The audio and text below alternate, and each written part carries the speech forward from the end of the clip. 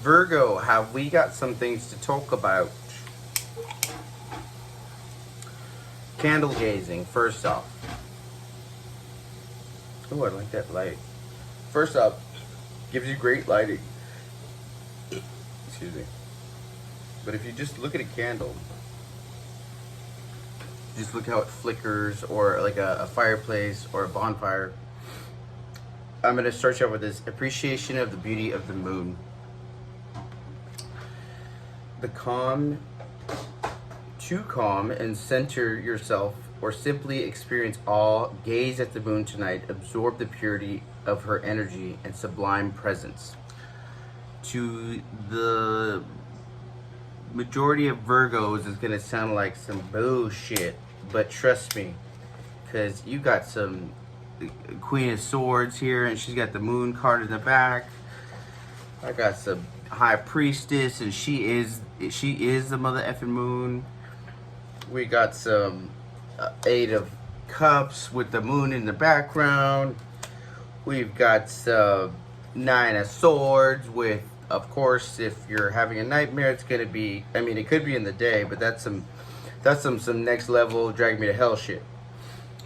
Anyways, there is a huge thing with the moon and the intuition and the divine feminine energy that we're not looking at here, because at the center of this right here, Virgo, we have the Nine of Swords in the reverse and the World card.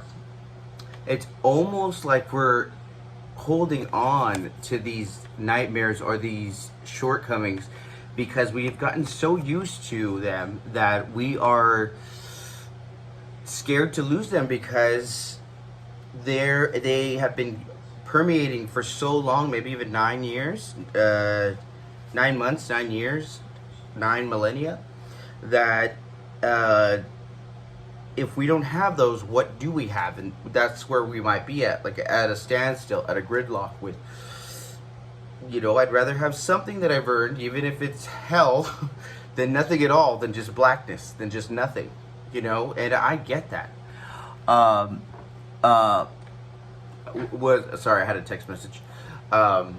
So at your base, you have the Three of Cups. So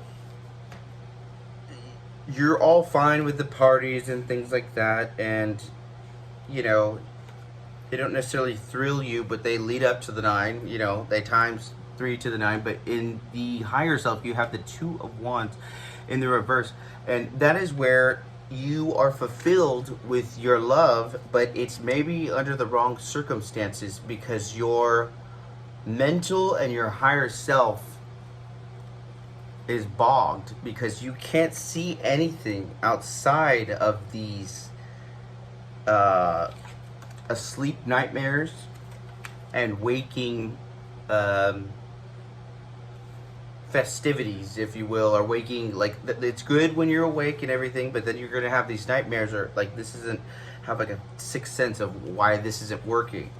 And that's where you come into it, is the sixth sense with the High Priestess, because in the recent past she's been trying to dial you up and go, hey, what's up, and you don't even know her number. Like you've been, just like all these robocalls, you've been going, oh, no, ignore, and of course we're going to do that, because we don't know that this is, for once, the High Priestess isn't she's not a robocall, she's the real thing, but we can't see that because we are,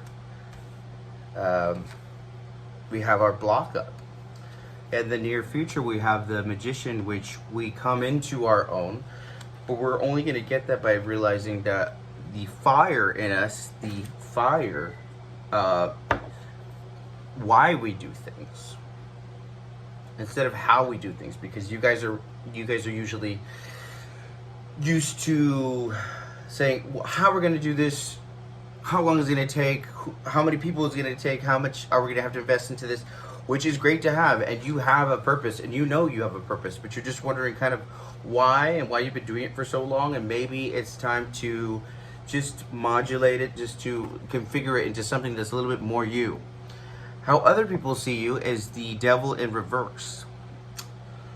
You could be you could be dealing with a Capricorn, or you could just be like a reverse Miranda Priestley, where all of a sudden, you know, you're not like yourself, or you are shying away from the rest of the group if you've been dealing with a bunch of people who are not necessarily the best people.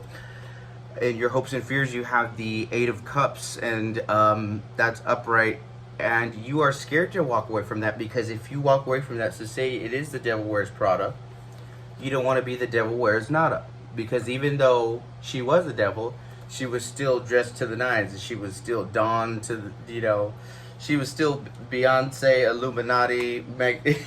I know that's gotten way too overdone, and I'm just saying that as a joke, so don't take that seriously. I have no idea what goes on with that. I don't really care, but I assume if you're real with it, you feel the same.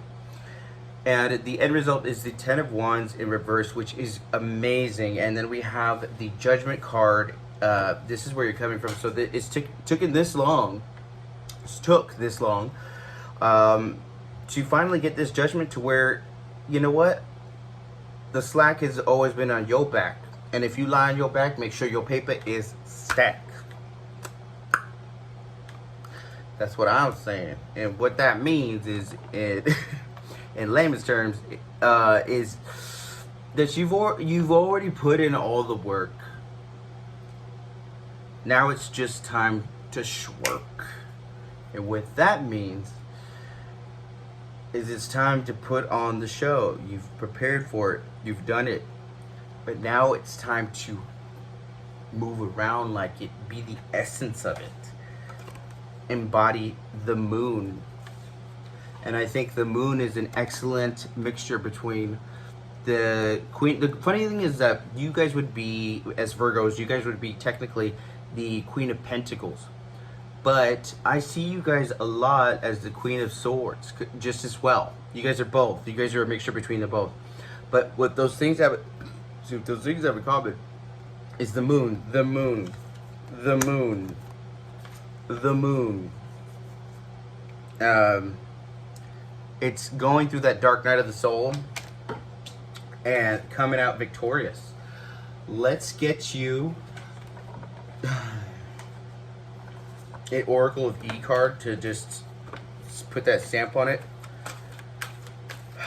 The main thing I just want to say is that take a second to look at the moon. Candle gaze. Take that bubble bath. Do things just a little bit different. Watch Sex and the City. I don't know. Just get into it. Like, watch something. You. Let's see what this says. Oh, right there. Opened up to the first page. We'd like to interrupt this Oracle deck with a very important announcement. There is nothing to fear. Every single thing that looks ominous, the moon,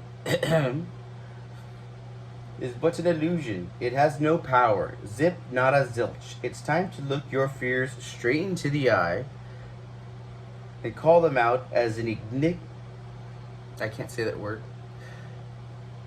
Insignificant. Out as insignificant posers that they really are. It's time to look your fears straight into the eye and call them out as insignificant posers as they are. And this goes along with imposter syndrome. Right now, I'm going through imposter syndrome going, should I really be doing this? But I should be doing this, because you know why I'm qualified to do this motherfucking shit? Ask me why. Ask me why. Whoever's watching this, ask me. Of course I'm vain and I'm looking at myself like right now and I want everything else to be like this and I have all my other bullshit problems. But the reason why Andrew Mora, this person that is talking to you, is qualified for it, because I've done it in private. I've done it in, I don't know, secret, or I've done it without getting anything out of it, wanting anything out of it. I've done it because it's the right thing to do.